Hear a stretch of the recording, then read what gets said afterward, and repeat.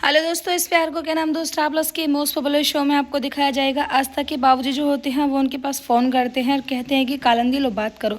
कालंदी जो होती है वो कहती हैं कि बेटा मुझे तुमसे बहुत ज़रूरी बात करनी है, ऐसा करना तुम कल शाम को जो है घर पर ही आ जाना। अंजलि जो होती है ये सब देख लेती हैं कि वो बात कर रहे होते हैं और आस्था से कहती हैं कि जाओ तुम्हें श्लोक बुला रहे हैं और उनके हाथ से फ़ोन ले लेती हैं। कहती हैं कि कालंदी जी, आप अपनी बेटी से अगर 24 घंटे ही बात करती रहोगी तो वो अपने पति को कैसे वक्त देगी और फिर इनका कैसे तलाक रुकेगा। कालंदी जो होती हैं वो कहती हैं कि ये क्या बात हुई, तुम्हारे घर में सिर्फ और सिर्फ आस्था 6 महीने के लिए है, इसका मतलब ये नहीं है कि तुमने इसको खरीद लिया है, तुम्हारा इस पर राज जम गया है। आस्था जो होती हैं वो चली जाती हैं किचन में कुछ काम करने के लिए कि फिर से उनकी आई फ़ोन करती हैं। कहती हैं कि बेटा पक्का शाम को आ जाना क्योंकि तुझे लड़के वाले देखने के लिए आएंगे। आस्था इस बात से थोड़ी सी हैरान होती है। वो कहती है कि आई तो कैसी बात कर रही है, मैं शादीशुदा हूँ, फिर मुझे लड़के देखने के लिए क्यों आएंगे। मैं चाहती हूँ कि तू इस बारे में कोई बात ही ना करे मुझसे।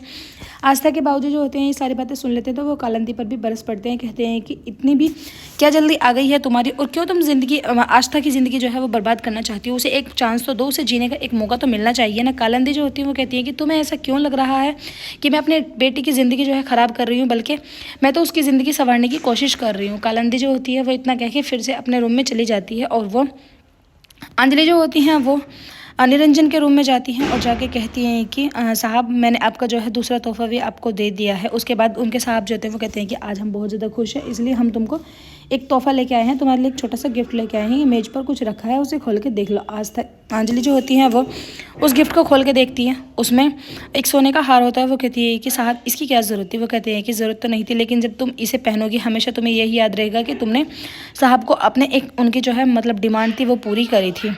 अंजलि जो होती हैं वो सोचती हैं अपने ही मन में कि क्यों ना मैं साहब को स्वाति वाली बात बता दूं। जैसे ही वो स्वाति वाली बात बताने वाली होती है कि तभी उनके पास किसी का कॉल आ जाता है। वो कहते हैं कि ठीक है मैं अभी 5 मिनट में आता हूँ। इतना कह के वो वहाँ से चले जाते हैं।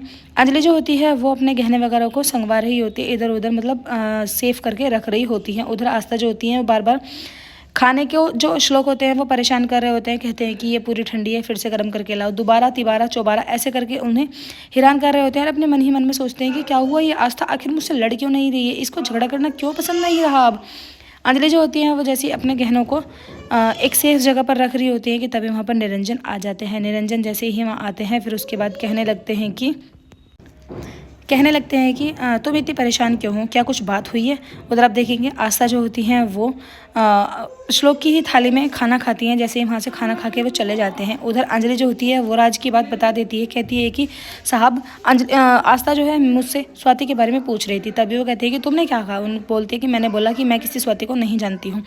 श्लोक जो होते हैं वो अपने रूम का ताला लगा के रखते हैं। अंजलि जो होती है वो कहती है कि साहब आस्था ऐसी लड़की नहीं है कि आप उसे कैसा भी समझाएंगे और वो मान जाएगी। अगर उसे इन बातों के जवाब नहीं मिलेंगे तो वो शांति से बैठने वाले नहीं है। कहीं मुझे ऐसा डर है कि उसके श्लोक के अतीत की परछाई आस्था के जीवन पर ना पड़ जाए। उधर आस्था जो होती है वो वरद से सवाल करती है। कहती है कि क्या श्लोक पहले से ही ऐसे थे। वो कहते हैं कि नहीं, ये तो बहुत खुश था, खुश मिजाज लड़का था, बहुत ज़्यादा हैप्पी रहता था, बिल्कुल तुम्हारी तरह।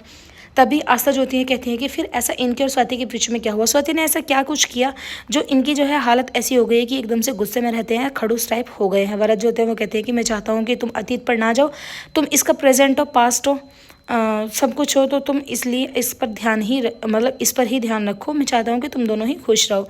उधर श्लोक के लिए आस्था जो होती है वो दवाई लेके जाती है। श्लोक जो होता है वो कहते हैं कि कोई माई का लाल ऐसा नहीं है जो मुझे दवाई खिला दे। आस्था जो होती है उनके दूध में ही दवाई डाल देती है और फिर कहती है कि लो मैंने अपना दूध पी लिया है, मैं तुम्हारा दूध पीना चाहती हूँ।